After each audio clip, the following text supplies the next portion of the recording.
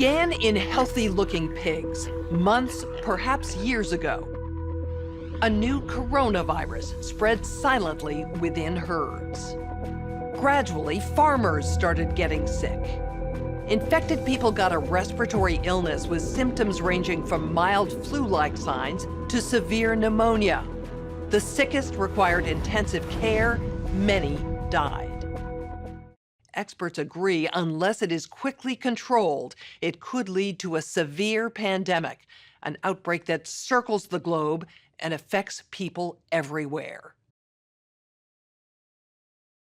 The mission of the Pandemic Emergency Board is to provide recommendations to deal with the major global challenges arising in response to an unfolding pandemic. The board is comprised of highly experienced leaders from business, public health, and civil society. We could be looking at double the number of cases in 1 week and 16 times as many in a month if we are not able to stop the spread. That would be on the order of 500,000 cases, and it would continue to rise exponentially. In 3 months, we could be approaching 10 million cases. We're at the start of what's looking like it will be a severe pandemic. And there are problems emerging that can only be solved by global business and governments working together. We have known about CAPS-like viruses in animals and people for decades, but have not been successful at developing a licensed vaccine. And sure, there are new technologies that may help, but it's going to be difficult. I am not optimistic about having a vaccine in time to be relevant during this pandemic. So the policy crisis in question for this board in this meeting is this: how should governments, business, and international organizations allocate and distribute pandemic antivirals and medical supplies to the people who need them most? A global stockpile would certainly help ensure more rational and strategic allocation, but the reality is that we don't have the logistics capability, even within the UN, to bring that together in one place and run it. So this is where I think a collaboration between the international organizations like the World Health Organization and the private sector, which runs these supply chains for many purposes every day, understand where the supplies are, make smart decisions about how to allocate them to the people who need them in the places that need them the most, and then work with the industry to move those supplies from where they are today to where they need to be. Just to underscore the point that cooperation among supply chain providers or businesses that have huge supply chains can add a lot of efficiency to the whole process. Public health agencies have issued travel advisories, while some countries have banned travel from the worst affected areas. As a result, the travel sector is taking a huge hit. Travel bookings are down 45%, and many flights have been canceled. A ripple effect is racing through the service sector. Governments that rely on travel and tourism as a large part of their economies are being hit particularly hard.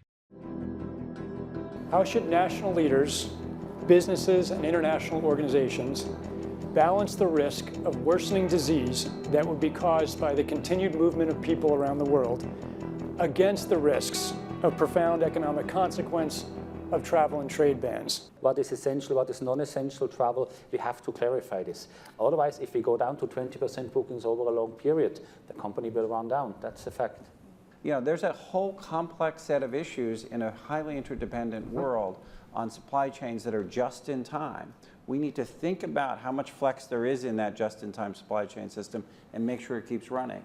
I think it's going to take specificity, and it's going to take knowledge that only the private sector has.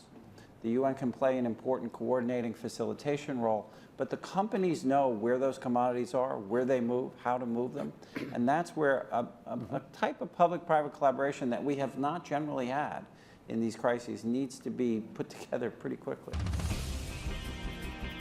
We are not out of money, yet. But the fact is we are trending in a dangerous direction and something needs to change. So the policy question for this board now is how should financial resources be prioritized? Are there nodes that we cannot allow to fail? What is your sense of priorities? We don't have money to pay for all of these urgent problems. So at the moment, we want the fund, right? You need the money. So where's the money? So government kind of supplies our money. A lot of, private sectors, some are sitting here, you have some money, but now you need a really coordinated, centralized efforts. Countries are reacting in different ways as to how best to manage the overwhelming amounts of dis and misinformation circulating over the internet. In some cases, limited internet shutdowns are being implemented to quell panic. How much control of information should there be, and by whom? And how can false information be effectively challenged? And what if that false information is coming from companies or from governments? We're at a moment where the social media platforms have to step forward and recognize the moment to assert that they're a technology platform and not a broadcaster is over. They, in fact, have to be a participant in broadcasting accurate information and partnering with the scientific and health communities to counterweight, if not flood the zone, of accurate information, because to put the genie back in the bottle of the misinformation and disinformation is nigh impossible. One thing we haven't spoken about, and I'm wondering whether it's time to talk about this, is a step up from the part of the governments on enforcement actions against fake news. The outcome of the CAPS pandemic in Event 201 was catastrophic. 65 million people died in the first 18 months.